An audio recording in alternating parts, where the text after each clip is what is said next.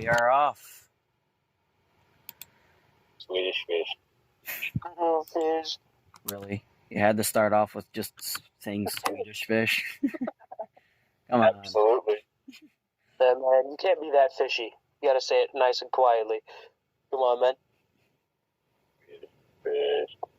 Swedish fish. Okay. So here today we're talking about the sturgeon. That right? Yeah, man, sturgeon.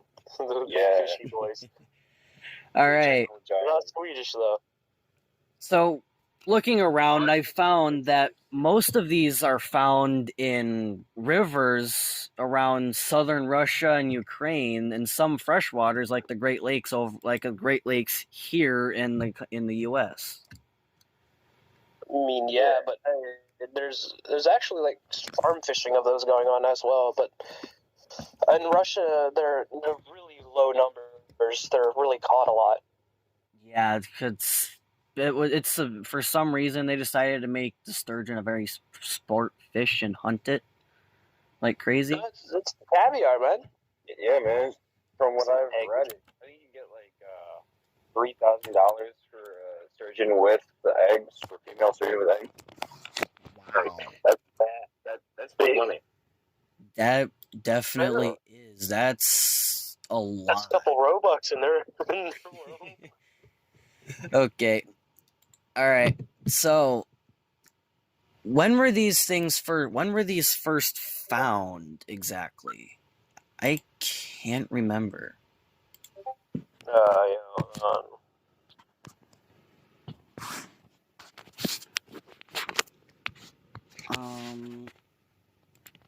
For now, back in 1880, their population was very low and then spiked up to 600 by 1890.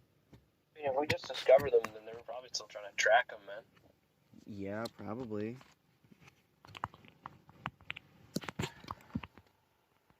Yeah, man. Yeah, actually just finding it now, they were found about 174 million years ago. That's old fish, bro. They're very old. I mean, can't expect much from like a fish, man. They're one of the first things that like came from like anything. Yeah. Bro, so when we were talking about that, and we found out that sharks are older than trees. Yeah, sharks are older than the rings of Saturn, man. Wow.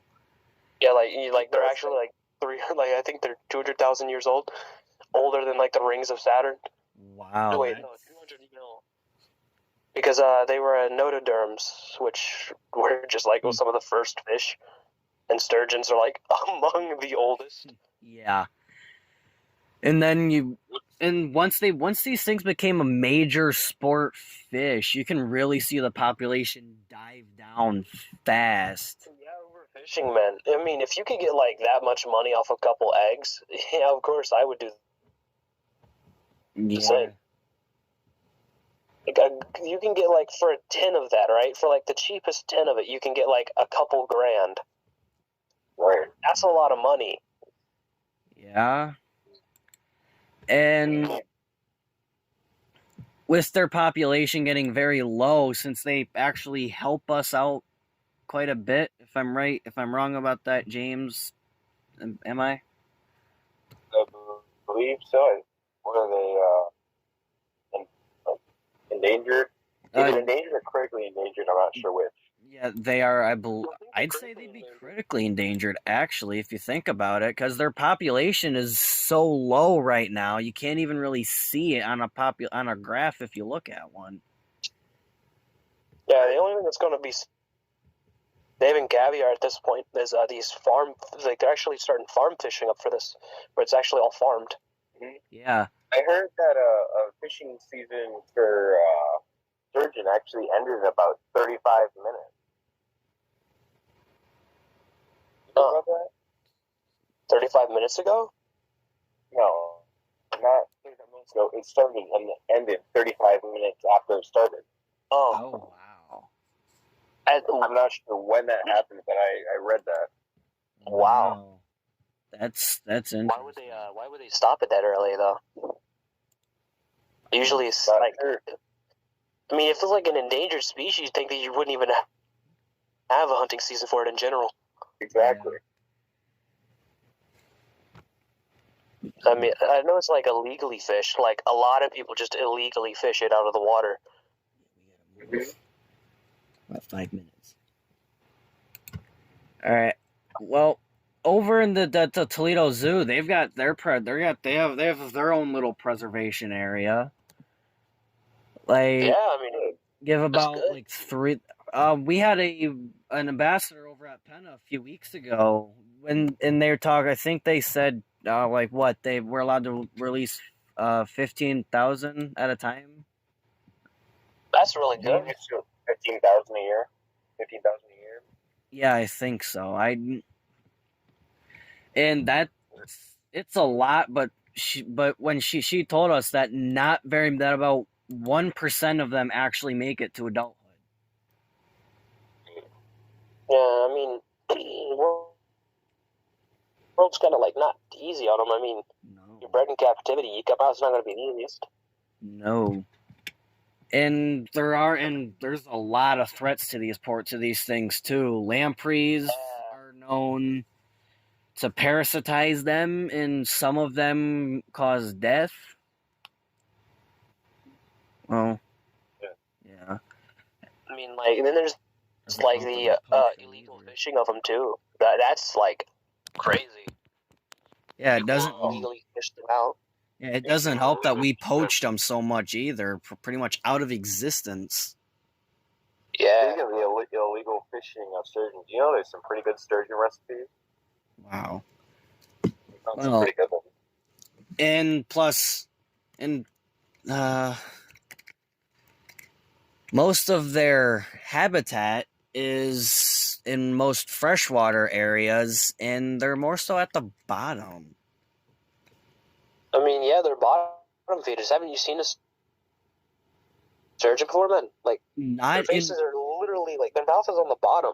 Yeah, they're bottom feeders, and those stings on the bottom of their mouth are basically like their tongue, so they can taste with that.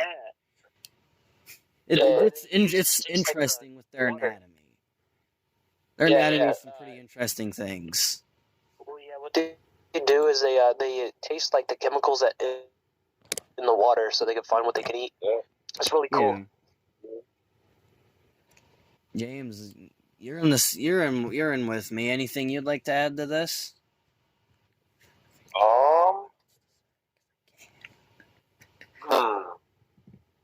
I think there's about only 30,000 lake sturgeon left currently. Wow, that's still a lot bigger than it was back then. Right. But it's cool to see that us as humans can have such an impact on such a small creature.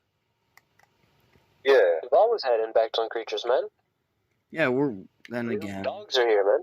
Yeah, dogs, cats, but if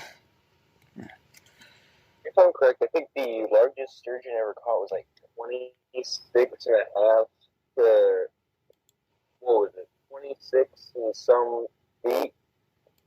Jeez, man. That's like bigger than a great white shark. That's actually really big. That is big. Yeah.